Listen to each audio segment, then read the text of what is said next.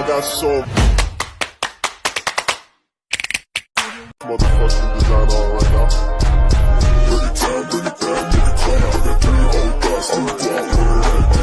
Assalamualaikum warahmatullahi wabarakatuh. Shalom, Om Swastiastu, Namo Buddhaya, salam kebajikan dan salam Pancasila. Baik, kami dari Fakultas Keguruan dan Ilmu Pendidikan, Prodi Pendidikan Pancasila dan Kewarganegaraan, kelompok 9. Pada kesempatan kali ini kami akan menjelaskan perbedaan antara hak asasi manusia pada negara Indonesia dan juga negara Israel. Baik, saksikan video kami. Baik, yang pertama di sini saya akan menjelaskan mengenai sejarah perkembangan HAM di Indonesia. Sejarah HAM di Indonesia terbagi dalam dua era besar. Yang pertama ada Orde Baru, represif, dan era reformasi. Pada pasca 1998, Indonesia melakukan amandemen besar-besaran terhadap Undang-Undang Dasar 1945 untuk memasukkan pasal-pasal HAM yang lebih komprehensif.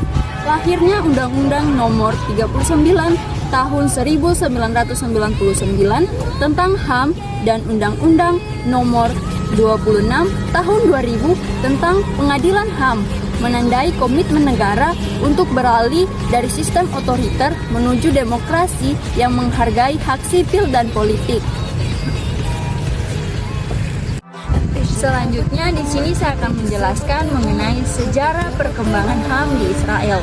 Israel tidak memiliki konstitusi tertulis yang tunggal, melainkan mengadakan basic law atau undang-undang dasar. Sejarah HAM di Israel sangat dipengaruhi oleh peristiwa Holocaust yang memicu pendirian negara tersebut sebagai tempat aman bagi bangsa Yahudi. Namun, sejak Perang 6 Hari tahun 1967, fokus HAM di Israel bergeser secara drastis menjadi isu pendudukan wilayah atau tepi barat dan Gaza, di mana hukum militer mulai diterapkan berdampingan dengan hukum sipil. Baik, materi selanjutnya yaitu proses lapangan implementasi di Indonesia. Proses lapangan di Indonesia lebih banyak berfokus pada transisi demokrasi. Komnas HAM memiliki peran sentral dalam menyelidiki pelanggaran. Namun, tantangan utamanya adalah impunitas pelaku yang tidak terjerat hukum, terutama dalam kasus masa lalu. Di lapangan, isu HAM sering bersinggungan dengan hak kebebasan beragama, hak masyarakat adat, dan konflik agraria yang melibatkan aparat keamanan dan korporasi. Selanjutnya yaitu proses lapangan implementasi di negara Israel. Proses lapangan di Israel sangat unik karena adanya dualisme hukum di dalam wilayah kedaulatan Israel, Green Line. Warga negara menikmati hak-hak sipil dan sistem peradilan yang sangat maju. Namun di wilayah Palestina yang diduduki, proses lapangan dijalankan melalui administrasi militer.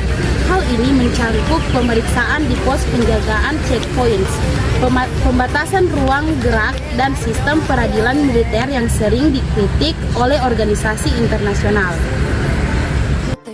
Baik, selanjutnya di sini saya akan menjelaskan mengenai contoh kasus HAM yang ada di negara Indonesia.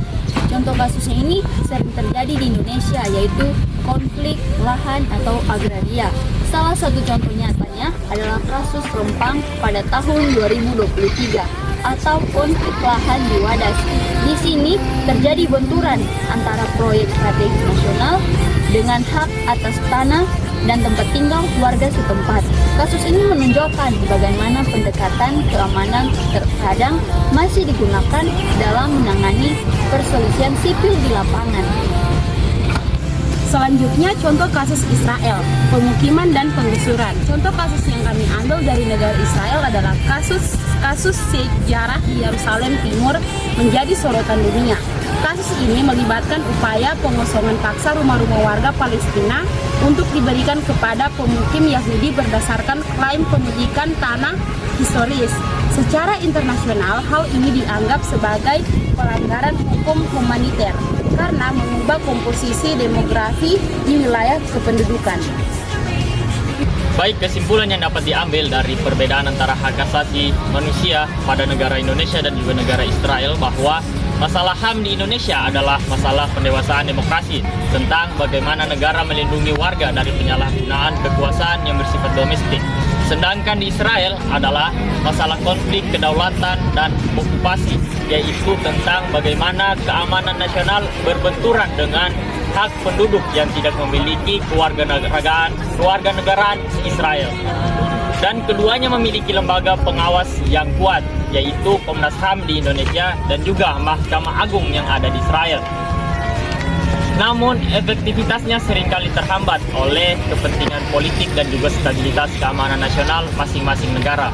Indonesia relatif lebih terbuka terhadap rekomendasi Dewan HAM PBB, sementara Israel seringkali memiliki hubungan yang tegang dengan badan-badan PBB karena memiliki perbedaan persepsi antara mengenai definisi pertahanan diri dan juga pelanggaran HAM.